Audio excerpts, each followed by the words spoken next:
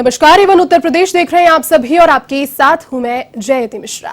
उत्तर प्रदेश की राजधानी लखनऊ के 3 दिवसीय दौरे पर आए प्रधानमंत्री नरेंद्र मोदी देश की आंतरिक सुरक्षा पर केंद्रित 56वें अखिल भारतीय पुलिस महानिदेशक और महानिरीक्षक सम्मेलन में हिस्सा लेने के लिए पुलिस मुख्यालय पहुंचे। प्रधानमंत्री मोदी के अलावा गृह मंत्री और दोनों गृह राज्य मंत्री कॉन्फ्रेंस में उपस्थित रहे।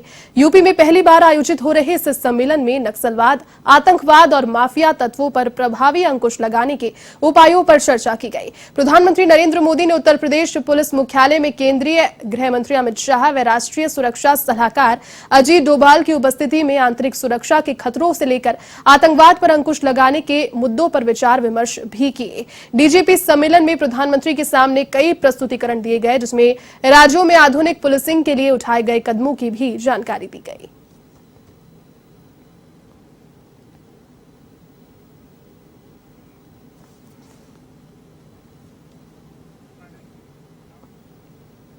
वित्तीय वर्ष 2020-21 में वाराणसी में नगर निगम ने कचरा प्रबंधन की दिशा में उल्लेखनीय प्रदर्शन किया। इसके लिए नई दिल्ली स्थित विज्ञान भवन में राष्ट्रपति रामनाथ कोविंद ने वाराणसी को पुरस्कृत किया है।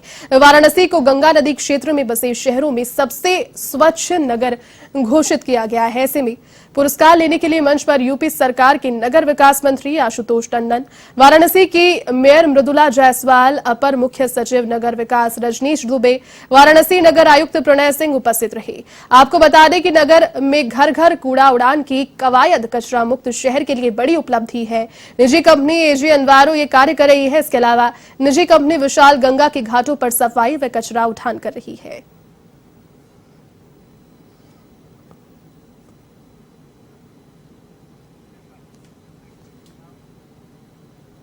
कृषि कानूनों की वापसी पर सियासत जारी है।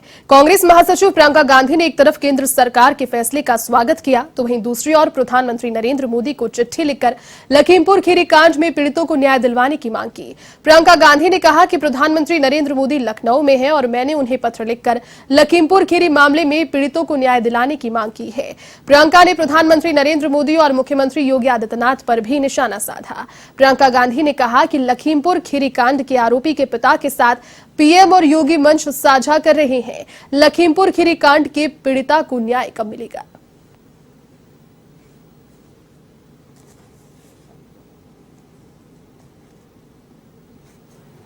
कल देशवासियों को संबोधित करते हुए आपने कहा कि सच्चे मन और पवित्र हृदय से किसानों के हित को देखते हुए कृषि कानूनों को वापस लेने का अभूतपूर्व निर्णय लिया गया है। आपने यह भी कहा कि देश के किसानों के प्रति आप नेक नियत रखते हैं। यदि ये सत्य है तो लखीमपुर किसान नरसंहार मामले में पीड़ितों को न्याय दिलवाना भी आपके लिए सर्वोपरि होना चाहिए।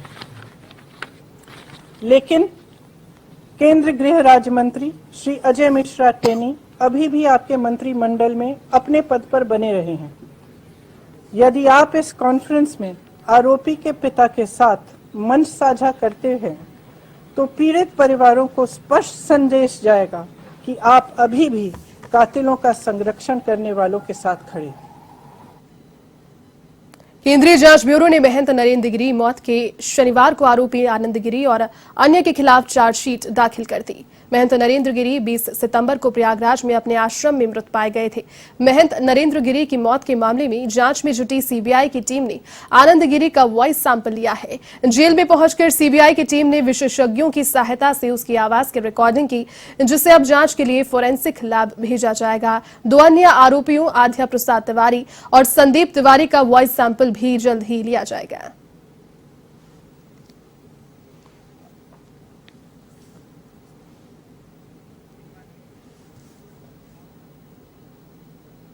भाजपा सांसद वरुण गांधी ने प्रधानमंत्री के द्वारा तीनों कृषि कानूनों को वापस लेने की घोषणा का स्वागत किया। प्रधानमंत्री नरेंद्र मोदी को एक पत्र लिखते हुए उन्होंने लिखा कि इसी के साथ अब न्यूनतम समर्थन मूल्य पर भी तत्काल फैसला ले लिया जाना चाहिए, जिससे किसान अपने घरों को वापस लौट सकें। उन्होंने किसान आंदोलन में मारे गए सभी 700 किसानों के लिए 1-1 करोड़ रुपए का मुआवजा दिए जाने की भी मांग की है, जिससे पीड़ित परिवार आसानी से अपना जीवन गुजार सकें। उन्होंने लखीमपुर में हुई हिंसा मामले में भी केंद्रीय मंत्री पर तत्काल कार्रवाई करने की मांग की है।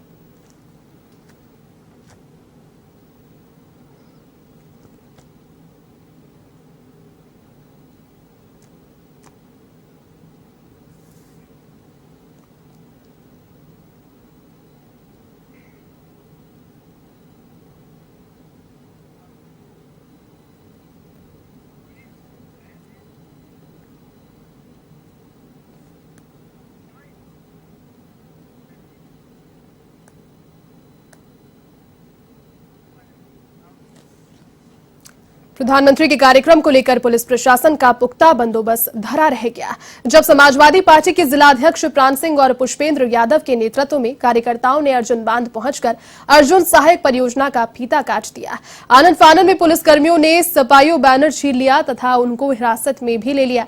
इस दौरान कार्यकर्ता सपा का काम बोलता है कि नारे लगाए। सपा जिलाध्यक्ष प्राण सिंह यादव, पुष्पेंद्र यादव, माधुरी श्रीपाल यादव कार्यकर्ताओं के साथ अर्जुन बांध पहुंचकर फीता काटने पहुंची। प्रधानमंत्री के बाद में कार्यक्रम स्थल से रिमोट का बटन दबाकर परियोजना का लोकार्पण उन्होंने किया। इधर भाजपाई प्रधानमंत्री की सभा में बैठे उनके आगमन की प्रतीक्षा कर रहे थे। उधर सपाइयों ने शिवपाल यादव के आवास पर एकत्रित होकर रणनीति बनाई। जिलाध्यक्ष प्राण सिंह यादव का कहना है कि इस परियोजना का शुभारंभ पूर्व मुख्यमंत्री मुलायम सिंह यादव ने किया था।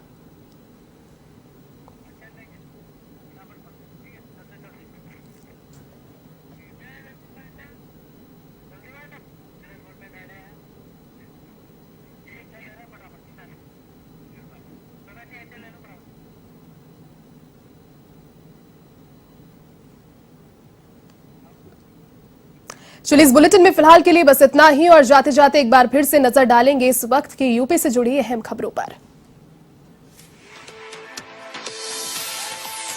डीजीआईजी कॉन्फ्रेंस का दूसरा दिन आज प्रधानमंत्री मोदी ने की कॉन्फ्रेंस में शिरकत। साइबर क्राइम, नारकोटिक्स और सीमा प्रबंधन पर हो रहा है मंथन।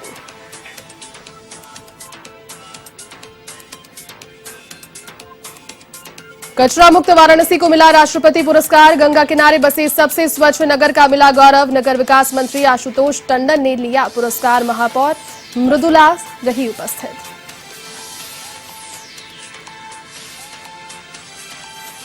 कृषि कानूनों की वापसी पर प्रियंका गांधी ने किया केंद्र के फैसले का स्वागत। प्रधानमंत्री मोदी को चिट्ठी लिखकर की लखीमपुर खीरी कांड के पीड़ितों को न्याय दिलाने की मांग। खीरी कांड के आरोपियों संग मंच साझा करने पर साधा निशाना।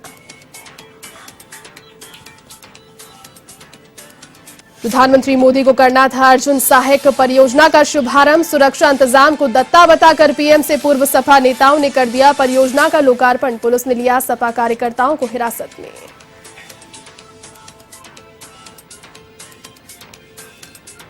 सीबीआई ने महंत नरेंद्र गिरी की मौत के मामले में आरोपी आनंद गिरी के खिलाफ पेश की चार्जशीट। आरोपी आनंद गिरी को जेल में लिया गया था। वॉइस सैंपल फॉरेंसिक जांच के लिए भेजा जाएगा लैब।